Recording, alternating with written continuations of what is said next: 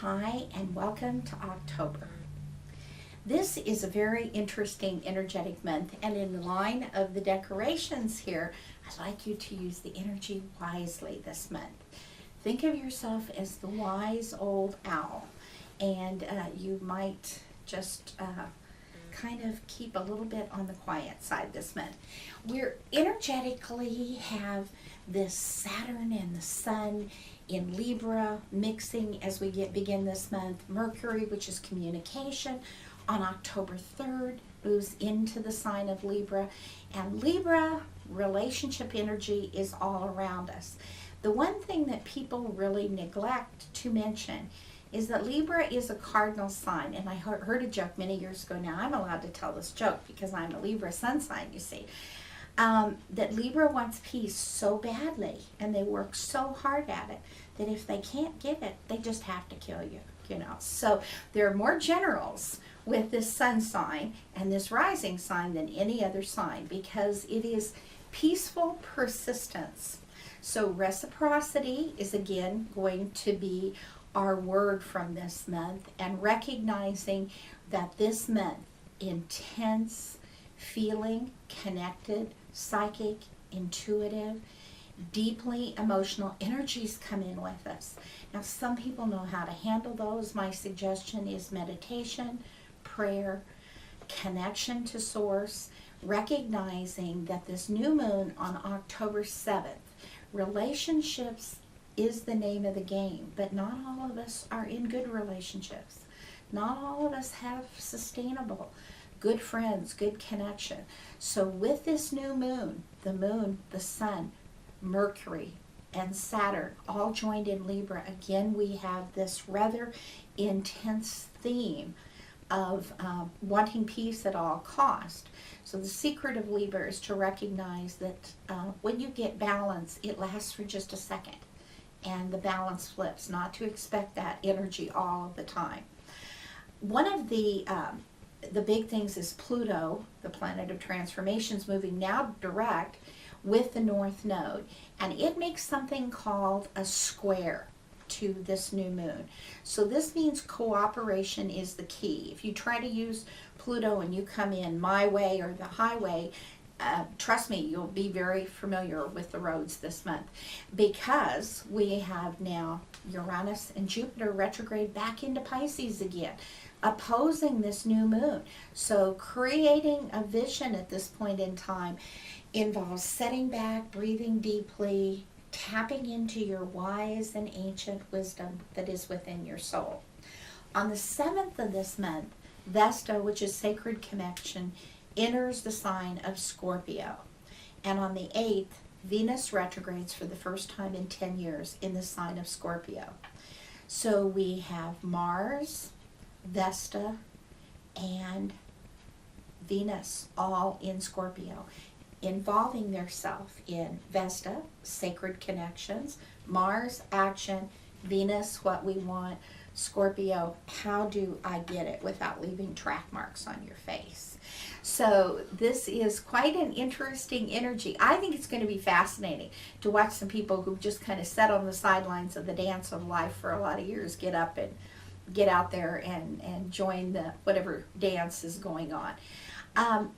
The Mercury entering Scorpio on the 20th really kind of adds a more powerful energy for you to be careful with what you're saying with this. People laugh a lot of times that I have Scorpio rising, and someone approached me at the post office with something the other day, and he said, don't you want to get this bum out of office? And I said, I only see one bum here. That's that Scorpio rising, that part of you that just can immediately go to the attack. So especially around the 19th, use sensitivity. Remember that full moon on the 22nd is, here we go again, we have the full moon with the sun at 29 degrees of Aries now, and the sun at 29 degrees of Libra, and the moon at 29 Aries. So here's this 29 degree. We're doing an awful lot of stuff at the airplane taking off and trying to get ready to pack. energy of 0 and 29 degrees. So if you don't know what I'm talking about, go back and listen to the updates. Releasing non-essentials is really an important part of this moon on the 22nd. On October 23rd, the sun enters the sign of Scorpio. It's deeply penetrating, transformational energy, increases the retrograde and all of these other things in the sign of Scorpio. So we're going to be deeply involved in whatever is going on with intense feelings until about the 27th of the month. And on the 27th, we might be very happy to note that the energy of Mars gets into Sagittarius, kind of releasing some of this pressure, opening us up to new beliefs. Remember, Scorpio's fixed water, so we're pretty sure we know how we're feeling about things. We're going to have some new contacts, make new connections. We end the month of October with Venus retrograde. Venus retrograde only happens every 2 years, and I look at this as an opportunity to look at what I want. Yeah, we all think we know what we want, but every once in a while, isn't it really good to sit down and think of what you're working for? Are you working for the things that you really want? How your time is being spent? Are you with the people that really mean something to you? Recently took a happiness test and I scored really good until it came to the part of how much time I spent with people I loved, and I went, oh my God, this took my score way down because I'm busy working. And so this is about, Venus is the law of attraction. This is how we attract things. So Venus in Scorpio kind of wants to hold on, but it's going to help you be really conscious of what you want to bring in. For a lot of you, it will be that desire for that soul connection. For some of us, it will be a stronger desire to spend more time with our friends, and we may be a little bit of a pain in the butt, you know, so we'll just have all our friends listen to this and they'll understand why we need a little more TLC in October. So I'm going to tell you all that I know this is going to be a great month for you, and if you pull into self and are true to yourself, to thine own self be true, if you hook into your stuff, you're going to have a great month.